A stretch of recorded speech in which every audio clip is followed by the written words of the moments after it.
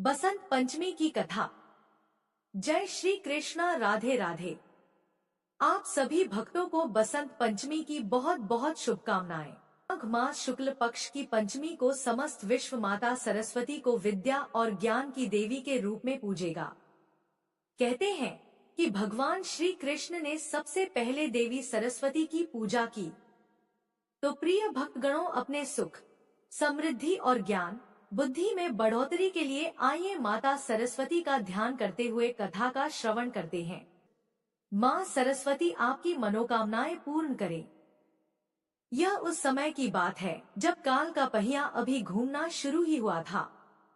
ब्रह्मा जी ने अपनी संकल्प शक्ति से इस अनंत ब्रह्मांड की रचना तो कर दी थी, परंतु वह सृष्टि अभी अधूरी थी।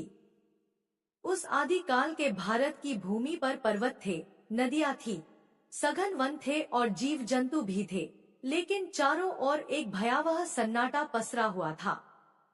न कहीं पक्षियों का कलरव था, न हवाओं में कोई सरसराहट थी और न ही मनुष्यों की वाणी में कोई भाव था।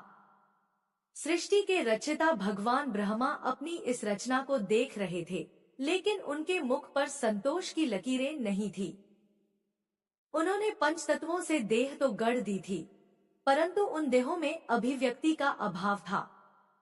नदियां बहती थी, पर उनमें कल कल की ध्वनि नहीं थी। पवन चलती थी, पर उसमें कोई संगीत नहीं था। पशु पक्षी केवल मूक दर्शक बने हुए थे। सबसे बड़ी कमी तो मनुष्य में थी, क्योंकि मनुष्य की आंखों में चेतना तो थी, पर वह अपनी भावनाओं को शब्द नहीं दे पा रहा था। वह केवल एक यंत्र की भांति जीवित था, जिसके पास न तो ज्ञान था, न कला और न ही अपनी अंतरात्मा को प्रकट करने का कोई माध्यम।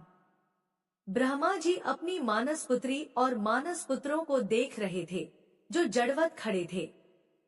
संसार में प्रेम, करुणा, क्रोध या आनंद को व्यक्त करने के लिए कोई सुर, कोई लय या कोई शब्द ही नहीं था। यह सृष्टि किसी ऐसे सुंदर चित्र की भांति थी, जिसमें रंग तो भरे गए थे, पर उनमें कोई प्राण नहीं थे। ब्रह्मा जी को लगने लगा कि यदि संसार इसी प्रकार मूक और नीरस बना रहा, तो उनके सृजन का उद्देश्य ही विफल हो जाएगा। ज्ञान के बिना यह जीव केवल मिट्टी का ढेला बनकर रह जाएगा। एक दिन जब संध्या की लालिमा आकाश में बिखर रही थी, ब्रह्मा जी अपनी ध्यान मुद्रा से उठे और उन्होंने अपनी रचना का पुनरावलोकन किया। उन्होंने देखा कि पूरा ब्रह्मांड एक गहन अंधकार में चुप्पी में डूबा हुआ है। इस सन्नाटे ने उनके हृदय को व्यथित कर दिया। वे सोचने लगे, क्या मेरी यह सृष्टि सदा ऐसी ही मौन रहेगी? क्या इन प्राणियों के भीतर कभी बोध का उदय नहीं होगा? बिना वाणी के यह संसार केवल एक शून्य है। अपनी इस व्याकुलता को लेकर ब्रह्मा जी वैकुंठ लोक पहुँचे, जहाँ भगवान विष्णु क्षीर सागर में शेषनाग की शैया पर विराजमान थे। ब्रह्मा जी ने करबद्ध होकर प्रार्थना की, हे प्रभु, मैंने सृष्टि की रचना तो कर दी, लेकिन यह संसार अत्यंत नीरस और मौन है। यहाँ न तो चेतना का प्रकाश है और न ही ज्ञान की गंगा।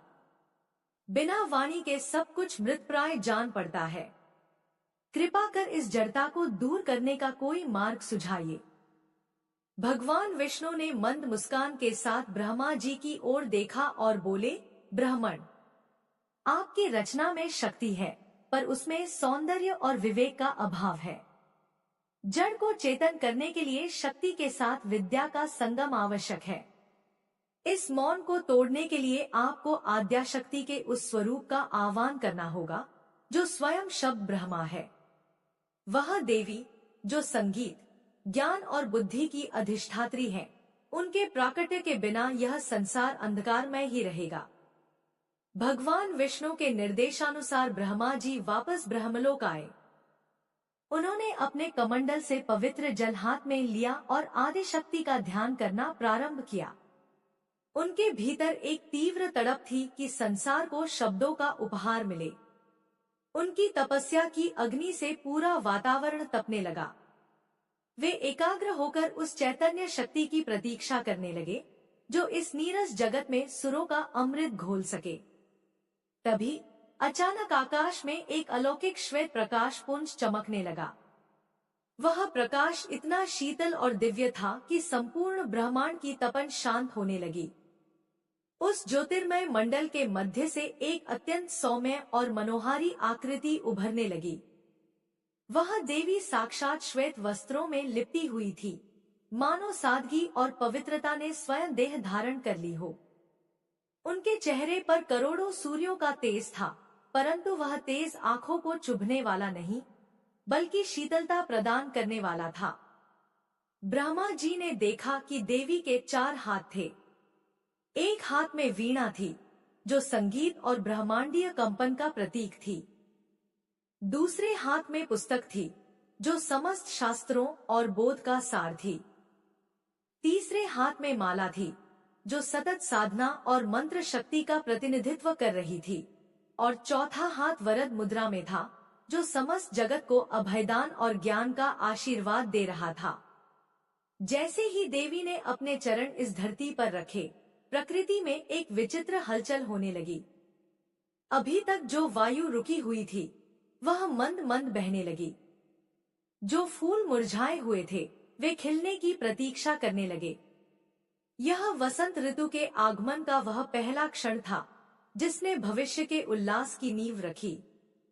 ब्रह्मा जी समझ गए कि उनकी प्रार्थना सुन ली गई है और अब इस शून्य में शब्दों का संचार होने वाला है। किंतु अभी वीणा के तारों को छेड़ा जाना शेष था। अभी वह दिव्य नाद गूंजना बाकी था, जो संसार की जड़ता को सदा सदा के लिए समाप्त कर देता। देवी सरस्वती ने अपनी वीणा को संभाला और ब्रह्मा जी की ओर देखा, मानो उनसे आज्ञा मांग रही हो कि वे इस मौन को अपनी झंकार से तोड़ दें। ब्रह्मा जी के नेत्र श्रद्धा और विस्मय से भरे हुए थे। उनके सम्मुख साक्षात ज्ञान की देवी मां सरस्वती खड़ी थी। संपूर्ण वातावरण में एक अलौकिक सुगंध व्याप्त हो गई थी, परंतु अभी भी वह मौन कायम था, जिसे तोड़ने के लिए देवी का प्राकट्य हुआ था। ब्रह्मा जी ने विनीत भाव से देवी की वंदना की और उनसे निवेदन किया, हे देवी, यह समस्त चराचर जगत आपकी प्रतीक्षा में है। इस जड़ता को अपनी वाणी का वरदान दीजिए, ताकि यह संसार चेतना के प्रकाश से आलोकित हो उठे। मां सरस्वती ने मंद मुस्कान के साथ अपने दोनों हाथों से उस दिव्य वीणा को उठाया। वह वीणा कोई साधारण यंत्र नहीं थी, बल्कि उसमें समस्त ब्रह्मांड की ध्वनियां और सप्त सुर समाहित थे। जैसे ही देवी की उंगलियों ने वीणा के तारों को स्पर्श किया, एक ऐसी झंकार उत्पन्न हुई जिसने दिग दिगंत को गुंजायमान कर दिया। वह प्रथम ध्वनि ओम की थी, वही शब्द ब्रह्म, जिससे समस्त वेदों और मंत्रों की उत्पत्ति हुई। उस एक झंकार ने जैसे पूरे ब्रह्मांड को नींद से जगा दिया। आकाश में गड़गड़ाहट हुई, वायु में संगीत का संचार हुआ और जल में कलकल की मधुर ध्वनि उत्पन्न हुई। जो मनुष्य अब तक केवल इशारों में बात करते थे, उनके कंठ खुल गए। उनके मुख से सार्थक शब्द निकलने लगे। मां सरस्वती की वीणा से जो प्रथम 7 स्वर निकले, वे सारेगामापाधानी के रूप में संगीत की आधारशिला बने। इस अलौकिक परिवर्तन का प्रभाव केवल मनुष्य पर ही नहीं, बल्कि पूरी प्रकृति पर पड़ा। जैसे ही वीणा का स्वर वनों से होकर गुजरा, पक्षियों के कंठ से सुंदर कलरव फूट पड़ा। कोयल ने अपनी पंचम स्वर में कूकना प्रारंभ किया और पपीहे ने अपनी मधुर तान छेड़ी। नदियां, जो अब तक मौन होकर बह रही थी, लहरों के संगीत के साथ नृत्य करने लगी। चारों ओर एक ऐसा उत्सव शुरू हो गया, मानो पूरी सृष्टि किसी महान उत्सव की तैयारी कर रही हो। मां सरस्वती के प्राकट्य का वह दिन माघ मास के शुक्ल पक्ष की पंचमी का था। जैसे ही देवी ने पृथ्वी पर अपने चरण रखे, सूर्य की किरणों ने पृथ्वी को चूमना शुरू किया। उस समय प्रकृति में एक अद्भुत परिवर्तन आया। देवी सरस्वती को प्रकाश और ज्ञान की अधिष्ठात्री माना जाता है और सौरमंडल में सूर्य को प्रकाश का स्रोत। उस दिन सूर्य की सुनहरी किरणें जब धरती पर पड़ी, तो मानो पूरी धरती ने पीले वस्त्र धारण कर लिए हों। खेतों में सरसों के फूल खिलने लगे, जो पीले रंग की चादर की तरह दिखाई दे रहे थे। यह पीला रंग सादगी, शुद्धता और मानसिक स्पष्टता का प्रतीक है। पीला रंग बसंत का संदेशवाहक बना। इस रंग में वह ऊष्मा थी जो शीत ऋतु की जड़ता को समाप्त कर रही थी, और वह तेज था जो ज्ञान की अग्नि को दर्शाता था। प्रकृति ने अपने इस नए स्वरूप से मां सरस्वती का स्वागत किया। वृक्षों पर नए पल्लव आने लगे और चारों ओर बसंत की बयार चलने लगी। ब्रह्मा जी यह सब देखकर अत्यंत हर्षित हुए। उन्होंने देखा कि उनकी सृष्टि अब पूर्ण हो गई है। अब मनुष्य केवल जीवित नहीं था, बल्कि वह विचार कर सकता था। वह अपनी पीड़ा और आनंद को गीतों में ढाल सकता था। मां सरस्वती ने ब्रह्मा जी को 4 वेदों का ज्ञान प्रदान किया, जो उनकी पुस्तक में सुरक्षित थे। उन्होंने सिखाया कि ज्ञान ही वह एकमात्र प्रकाश है, जो अज्ञानता के अंधकार को मिटा सकता है। देवी सरस्वती ने मुस्कुराते हुए ब्रह्मा जी से कहा, पितामह, आज से मेरा यह प्राकट्य दिवस बसंत पंचमी के नाम से जाना जाएगा। आज से ही इस धरा पर ऋतुराज बसंत का साम्राज्य स्थापित होगा। जो भी व्यक्ति आज के दिन मेरी और ज्ञान की साधना करेगा, उसकी बुद्धि प्रखर होगी और उसे मोक्ष का मार्ग प्राप्त होगा। इसी समय ब्रह्मा जी ने देवी सरस्वती को वाग्देवी, शारदा, भारती और वीणावादिनी जैसे नामों से संबोधित किया। उन्होंने घोषणा की कि आज से हर वर्ष इस दिन को विद्या, कला और संगीत के उत्सव के रूप में मनाया जाएगा। समस्त ऋषिमुनि और देवता आकाश से पुष्प वर्षा करने लगे। गंधर्वों ने गायन शुरू किया और अप्सराओं ने नृत्य। सृष्टि की वह नीरसता, जिसने ब्रह्मा जी को व्याकुल कर दिया था, अब एक जीवंत कलाकृति में बदल चुकी थी। वाणी की देवी के आगमन ने मनुष्य को पशुओं से ऊपर उठाकर उसे दृष्टा बना दिया था। अब मनुष्य के पास अपनी संस्कृति रचने की शक्ति थी। वह अपनी बुद्धि से यंत्र बना सकता था, अपनी कल्पना से कविता लिख सकता था और अपने सुरों से ईश्वर को पुकार सकता था। लेकिन यह तो केवल आरंभ था। इस ज्ञान की परंपरा को निरंतर बनाए रखने के लिए देवी सरस्वती ने कुछ विशेष नियम और प्रतीक निश्चित किए, जिनका संबंध सीधे हमारे जीवन और बसंत के उल्लास से जुड़ा है। उन्होंने बताया कि कैसे ज्ञान प्राप्त करने के लिए विनम्रता आवश्यक है और क्यों बसंत का समय साधना के लिए सर्वश्रेष्ठ है। मां सरस्वती के आगमन के साथ ही संपूर्ण सृष्टि का कायाकल्प हो गया। वह जो सन्नाटा था, वह अब सब सुरों की लहरियों में बदल चुका था। ब्रह्मा जी की वह चिंता, जो सृष्टि की जड़ता को लेकर थी, अब पूर्णतः शांत हो गई थी। परंतु इस अलौकिक परिवर्तन के साथ ही एक गहरा प्रश्न उभरा, क्यों बसंत पंचमी का यह पावन पर्व केवल ज्ञान तक सीमित नहीं रहा, बल्कि प्रकृति के कण कण में एक विशिष्ट रंग लेकर आया? क्यों इस दिन हम पीले वस्त्रों और सरसों के फूलों को देवी की आराधना का मुख्य अंग मानते हैं? इस रहस्य की जड़ें उस समय की दिव्य ऊर्जा में छिपी है। जब मां सरस्वती का प्राकट्य हुआ, तो सूर्य देव अपनी पूर्ण प्रखरता के साथ उदित हुए। उनके स्वर्ण प्रकाश ने धरती के कण कण को एक विशेष दीप्ति से भर दिया। पीला रंग शुद्ध सत्व का प्रतीक है। यह वह रंग है जो अंधकार को चीरकर आने वाले सूर्य के प्रकाश का होता है। ज्ञान भी तो ठीक वैसा ही है।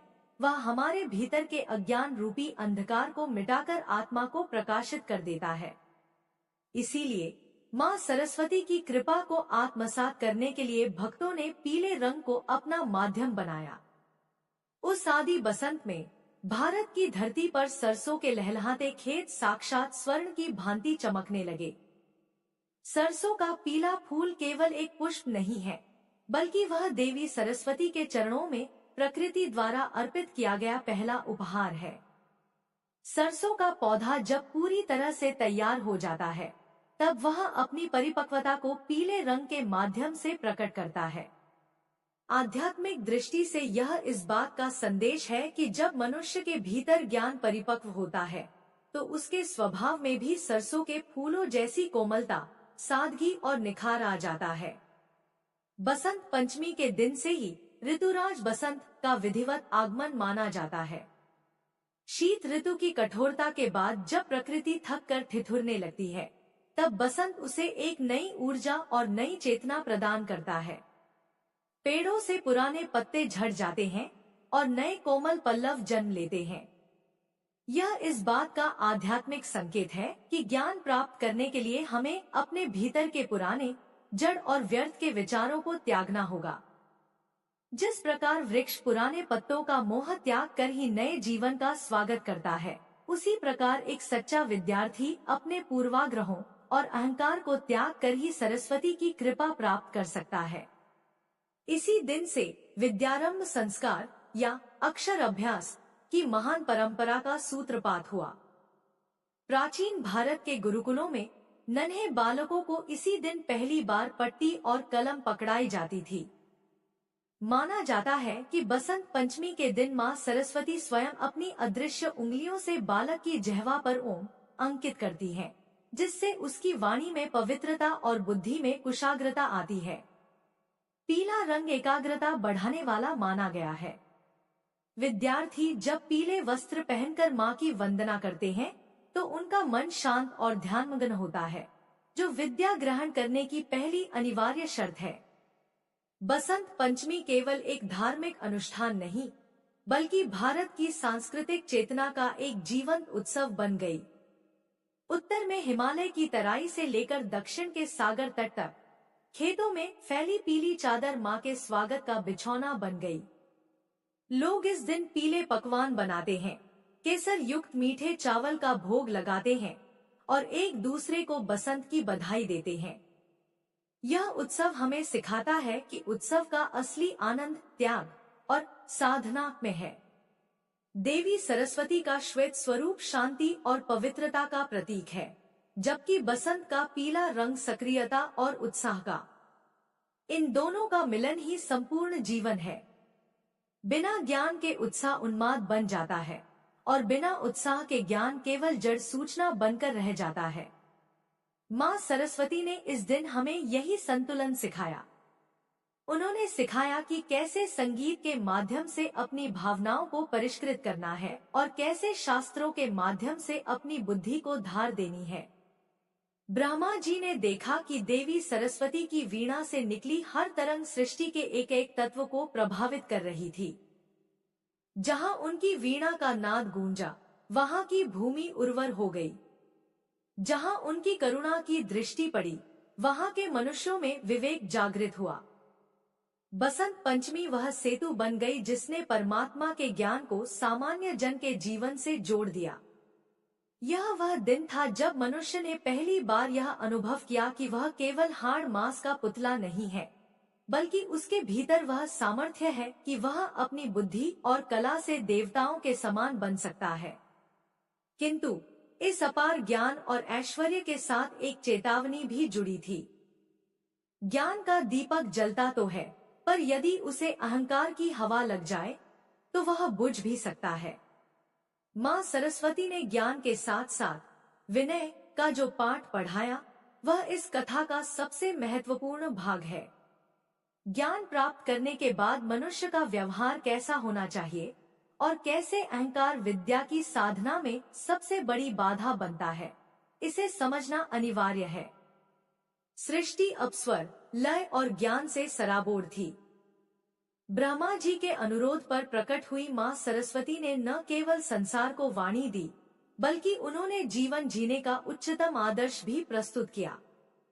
जब सभी देवता, ऋषि मुनि और मानव मां के अलौकिक रूप के दर्शन कर रहे थे, तब मां सरस्वती ने अपनी वीणा की अंतिम तान छेड़ी और एक ऐसी दिव्य वाणी में संबोधित किया जिसने उपस्थित सभी जीवों के संशयों को सदा के लिए मिटा दिया। मां सरस्वती ने सिखाया कि विद्या ददाति विनयम, अर्थात सच्ची विद्या वही है जो मनुष्य के भीतर विनम्रता का संचार करे। अगर वीडियो पसंद आई हो तो वीडियो को लाइक और चैनल को सब्सक्राइब अवश्य करें।